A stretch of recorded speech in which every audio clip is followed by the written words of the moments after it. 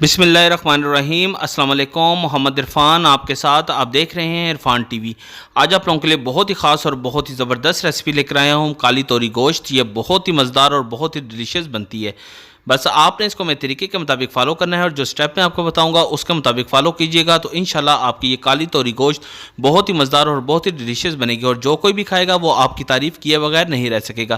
آج کل کالی توری کا سیزن ہے اور یہ بہت ہی کرامت اور بہت ہی مفید ویجیٹیبل ہے۔ بس آپ نے اس کو سٹیپ بائی سٹیپ مجھ کو فالو کرنا ہے۔ تو چلتے ہیں ہم اپنی ریسپی کی طرف۔ جن چیزوں کی ضرورت ہے ساتھ ساتھ آپ نوٹ کر لیجئے۔ بسم اللہ الرحمن الرحیم۔ کالی توری لی ہے میں نے 2 کلو، اور اس کو اچھی طرح میں نے واش کر کے اس کو پیل کر لیا ہے۔ جب آپ اس کو پکانے لگے آپ نے اسی ٹائم اس کو واش کر کے اچھی طرح پیل کر کے اس کے چھوٹے چھوٹے ٹکڑوں میں اس کو کاٹ لینا ہے۔ اگر آپ اس کو زیادہ دیر رکھیں گے تو اس کے اندر آئرن زیادہ ہوتا ہے اور یہ تھوڑے سے کالی ہو جائے گی۔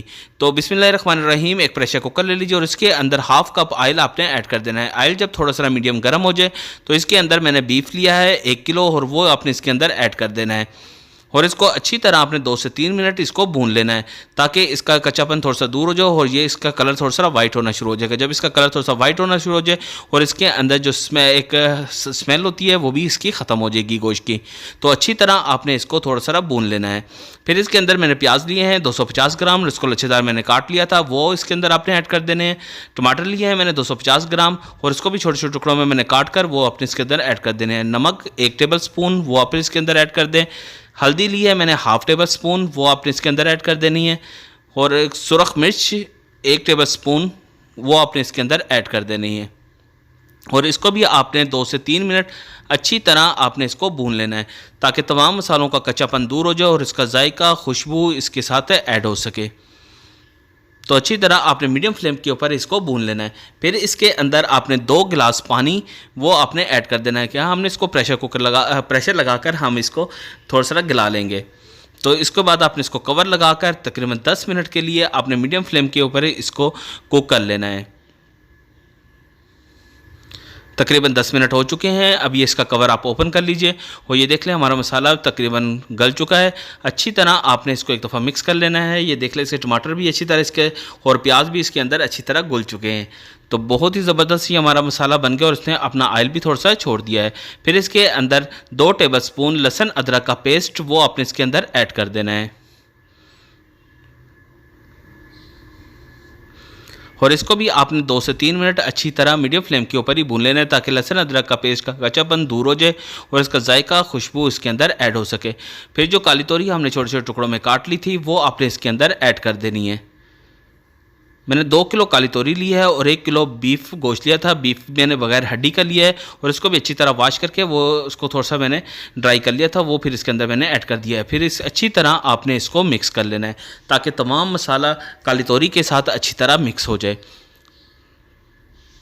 تو اچھی طرح آپ اس کو مکس کر لیجئے، اور اس کو کور لگا کر آپ نے تقریباً 5 سے 8 منٹ کے لیے آپ نے اس کو میڈیم فلیم کے اوپر ہی آپ نے اس کو کوک ہونے کے لیے رکھ دینا ہے تاکہ ہماری کالی توری اچھی طرح گل جائے۔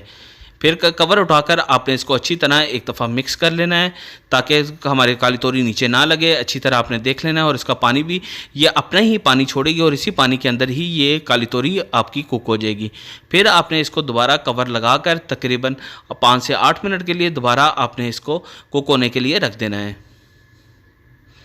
یہ دیکھ لیں تقریباً اس کا کور اوپن کر لیجئے، اور تقریباً اس کو 5 سے 8 منٹ ہو چکے ہیں۔ اچھی طرح آپ نے اس کو مکس کر لینا ہے، اور ہماری یہ کالی توری کا مسالہ بہت ہی مزیدار اور بہت ہی ڈیلیشیس بنے گا۔ بس آپ نے ساتھ ساتھ ڈوئی چلا کر اس کو تھوڑا سا میش بھی کرنا ہے تاکہ اچھی طرح یہ ہماری کالی توری جو ہے تھوڑی سی اس کے اندر مسالے کے ساتھ ہی گل مل جائے گی۔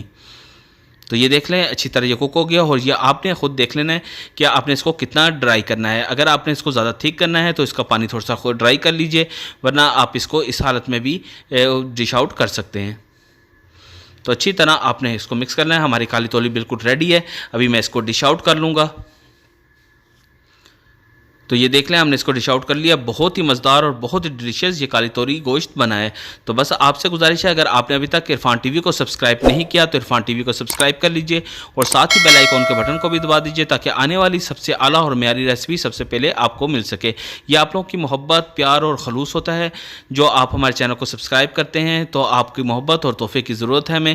تو ابھی اپنا اور اپنے گرد و نواح کا خیال رکھیے گا۔ ابھی محمد عرفان کو اجازت دیجیے۔ اللہ حافظ۔